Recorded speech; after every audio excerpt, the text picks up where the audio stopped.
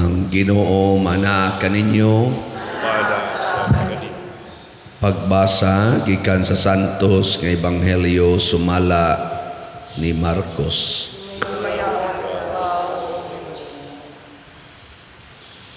Si Jesus ug ang iyang mga tinun-an nangadto sa lanaw sa Galilea ug gisunod siya sa usa ka dakong panon sa mga tao. Kining mga tawhana nagikan sa Galilea, sa Judea, sa Jerusalem, sa mga dapit nga sakop sa Idumea, ingon man sa tabok sa Jordan, ug sa kasikbit nga mga dapit sa siyudad sa Tiro ug sa Sidon. Nangadto sila kang Hesus kay nakadungog man sila sa mga butang nga iyang gibuhat. Hilabihan kadaghan ang mga tao ug tungod niini si Jesus nagsugo sa iyang mga tinun-an sa pag-andam og sakayan alang kaniya aron dili siya mapiit sa mga tao. Daghang mga tao ang iyang giayo ug ang tanan nga may balatian nag-ilugay pagduol aron makahikap kaniya. Sa dihang nakit-an si Jesus sa mga taong giyawaan, nanghapa sila sa iyang atubangan ug naninggit, "Ikaw mao ang anak sa Dios." Apan gipahimangnuan pag-ayo ni Jesus ang mga yawa nga dili sila manugilon kun kinsa siya. Ang Ebanghelyo sa Ginoo. Dayon ka, O Kristo.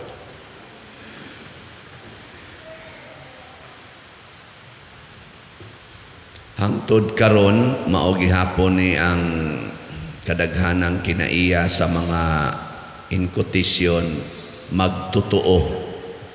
Kana bang motuo Ginoo, mosimba, modebosyon. Mao ni ang kadaghanan pagyod unsa man nga interesado tang mo sinati sa milagro nga gihimo sa Ginoo, sa mga milagro. Mo na ang mga tao nag-ilugay kay nakadungog man sila nga milagroso si Jesus. Pero wa gani milagro unsa man nahitabo. Wa ra. Muna kay kaning atong San Vicente dinhi wa pa man ni milagro. Agi-agian lang ni. Kining atong Santo Niño gibutang dinhi sa atong altar. Wa man ni milagro. Amo ni bakante kay mga lingkuranan. Why hapit mo tambong bisag 14 atong announce nga maghimo tag atong pista, mura lagwa. Di ba? Ordinaryo. Pero ni apa ni milagro, ganihang alas 3 kaadlawon, puno na ni dinhi. No? Puno na eh. Nga na diha, mag-traffic na diha, gamay kay nato agianan, mo traffic na. Muna si Jesus, mapiit na gud siya sa mga tao. Mapiit siya ba? Siya, ang dami na lang kog sakayan.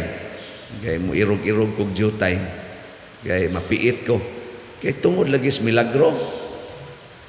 Kamo, kung sa inyong gianhi din milagro?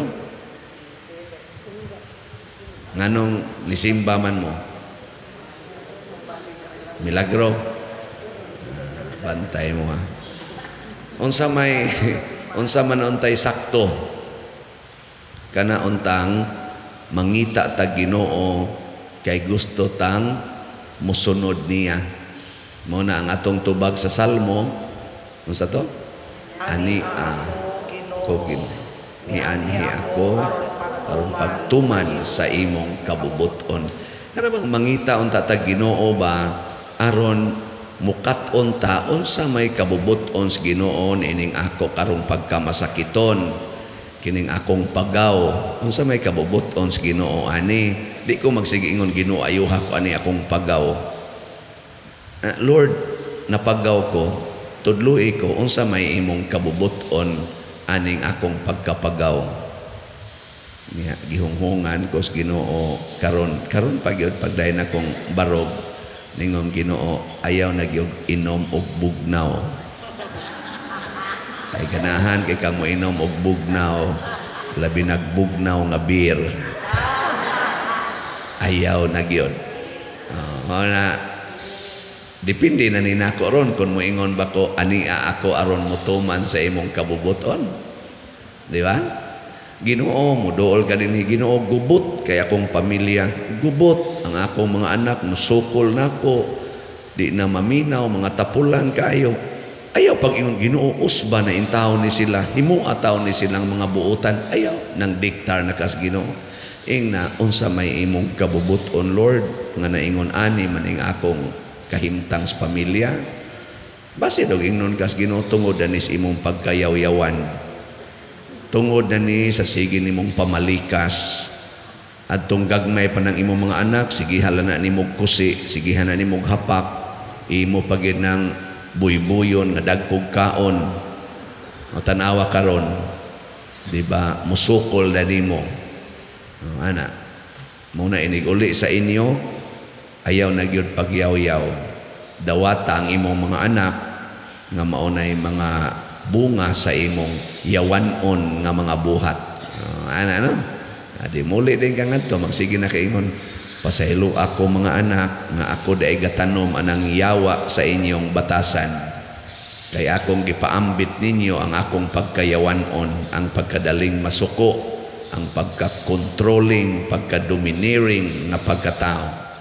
Gusto jud kong ang ako mo'y matuman, mo nang ako lamon sige haglato sa una sige hapak karon natakdan sad mo ang inyo na sang gusto nga ang inyo na sad mo ay matuman inyo na lang kung tubag-tubagon pariha na ta yung ingon ni kas Ginoo salamat Lord nga imo kong gipasaksi sa bunga sa akong daotang binuhatan nausab dayon ka din ka magyaw-yaw ana mao na siya gitawag og transformation. Dili gustos Ginoo ang milagro. Kay kanang milagro god murag outright ba murag pag-adto nimo ga wheelchair pa ka. Pag uli nimo naglakaw na ka. Mo na milagro. Nya ibilin dayon imong wheelchair, ibilin dayon imong crutches. Unya moingon dayon milagroso ning lugar hapon sisok dayong mga tao dito. Ana mao na siya'y duol kayo sa yawa.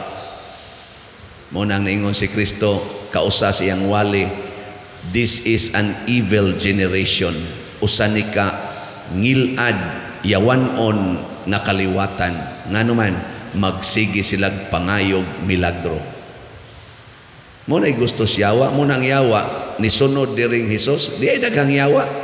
Matod pa sa Ebanghelyo nang hapa pa hapa-hapa pasti ilan ni Jesus singgit-singgit pa ikaw ang anak sa Dios pero unsay gisulting Kristo in response nganong gibauran man ni Kristo ang mga yawa nga dili mosulti nga unta nakaila man kaayo sila kaniya nya wa man sa sila magsultig dautan ang ilang gisulti ikaw mao ang anak sa Dios.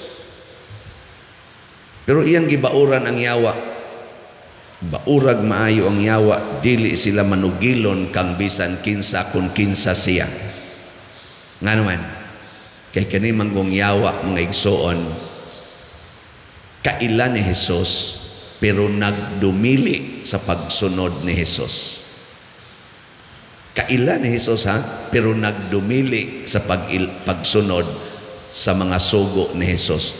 Muna kanabitang magsigitag sulti bahin ni Jesus pero ang atong batasan yawanon daw kay tagyuta daw kay tagkwarta igihan kay kag mga dungog masinahon kay ka makigkompetensya gyud ka makigkumpit gyud ka sa buhok sa kilay sa imong naong sa imong figure makigkumpit gyud ka masinahon kay kastanan nya magsikag sulti Ginoo mas dako nag-damage sa atong pagtuo kaysa di na lang kamo sulti. Di ba? Ay na lang sulti. Di ka na be. Lingi ay mong tupad. ing na di kaliwat siyawa.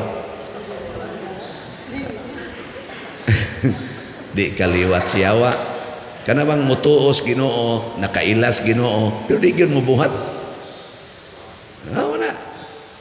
O nga naman, kung sa may hinungdan nga di man kita kabuhat, kay concern kita sa atong physical welfare. Dili ta concern sa atong spiritual welfare. Maunay mga yawanon, maunay milagro. Ang milagro nakasentro kasagaran or 100% para ra gyud sa physical. Sama na bang magpista ra batarong 27 may untag dili muuwan. Ngano man day muuwan? Para sa una ba katong prosesyon nato, sige jud kog hangyos ginuin taon ayaw pauwan na. Sus muuwan bitaw kato bang Holy Week ba? Ang atong lawas puno na gistubig, ang akong sapatos gapalak-palak na inako. Lord, ngano man ning imo man gipauwan nga purti ra man ning daghanang tao, dapag yung mga bata, di kami mahilantan ani. Ang gihonghong sa Ginoo nako ing siya gaprosesyon mo sa akong haya, nya hadlok mong mamatay sa uwan. Pauwan dihang pariya ka aron mamatay ka ikaugma. Kada bang hadlok ita mamatay physically, pero di na hinunta mahadlok mamatay spiritually. Mas kuyaw biya na nga klaseng kamatayon. Ako daghan kong kaila. Sorry ha, kung maigo mo ani.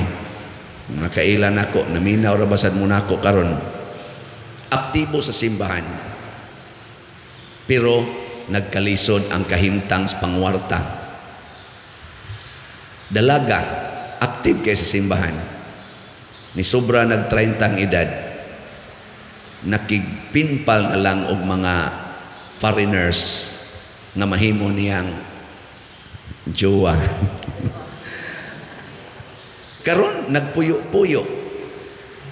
Way kasal sa simbahang Katoliko, nagpuyo-puyo, pero proud kayo tungod kay daghan na silang kwarta, nakapausab na sa balay, nakapahimo na og mga dagko nga mga business na ana sila'y sakyanan. Proud sila magpost-post diha sa social media sa ilang kunuhay kahimtang. Tungod kay nindot na sila naong, tuwa na sila sa gawas nasod. Proud kay sila. Pero way mga kasal sa atong simbahan. Ang ilang gitanaw, nya moingon pag yun, kaluy-an gyud ko sa Ginoo. Milagro gining gihatag sa Ginoo nako nga naluwas mis among kalisod. Pero nagtuman ba sa gitawag nato og mga sakramento? Wa. Gibaliwa nila ang sala nga nakaut-ut sa ilang lawas o sa ilang kalag, ilang gipsintro kuno ang grasyas Ginoo nga nakaluwas sa ilang lawas. Hay naman tong gitudlo ni Kristo nga niingon, ayaw mo kaguol unsay mahitabo sa inyong lawas, panagani unsay mahitabo sa inyong kalag. Na bang diha ra kita nakasintro nga milagro, grasyas Ginoo. Yes, grasya nas Ginoo, pero imong gigamit sa lahi nga paagi. Doon na sa ko'y nailhan nga nakauyab og foreigner. Wa siya magpinpal-pinpal. Nagkita lang gid sila kausa og nanguyab niya ang foreigner. Na in love pod siya sa foreigner. Karon ingon siya nako, Father, dili Katoliko.